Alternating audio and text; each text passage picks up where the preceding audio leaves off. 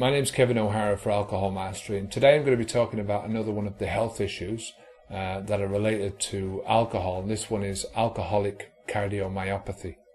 So before I look at exactly what alcoholic cardiomyopathy is, I just want to take a quick look at the human heart. It's an absolutely amazing organ. Without it, you're a goner. You don't survive.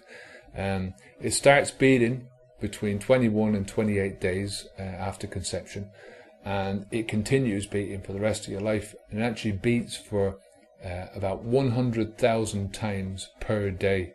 So 100,000 times for the rest of your life, whatever that is, 80, 90, 100 years, 110 years. The cardiovascular disease, which affects the heart and the arteries, kills about 17 million people every single year. 17 million people, that's one person every 2 seconds. So every 2 seconds, one person dies from some form of cardiovascular disease.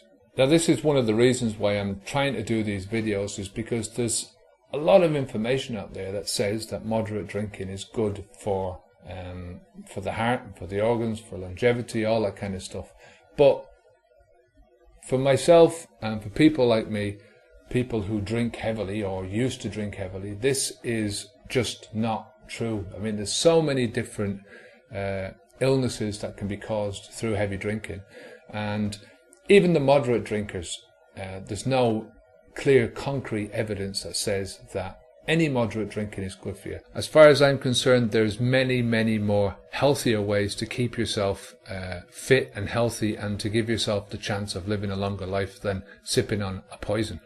So the condition known as alcoholic cardiomyopathy is where the heart has become weakened, and it starts to droop, it starts to enlarge, and it becomes so weakened that it can't pump the blood around your body that your body needs for nutrition.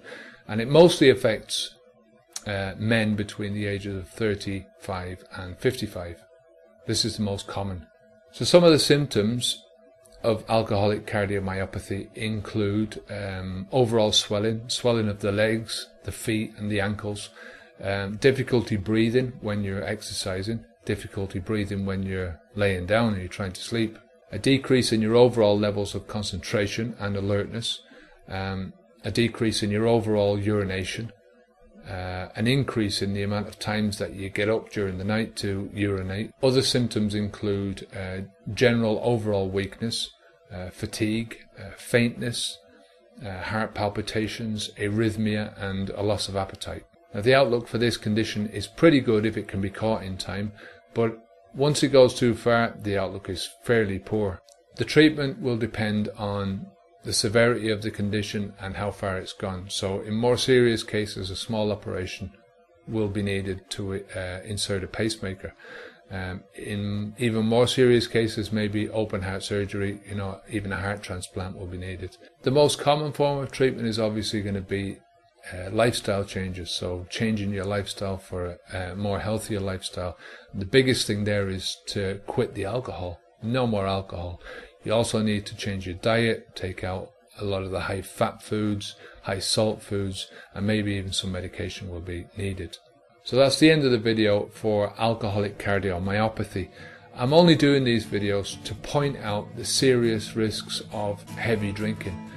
Regardless of what anyone thinks about drinking in moderation and stuff, people that are watching these videos are heavy drinkers.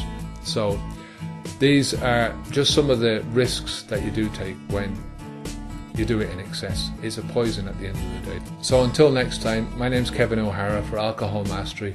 Here's to your health. Onwards and upwards.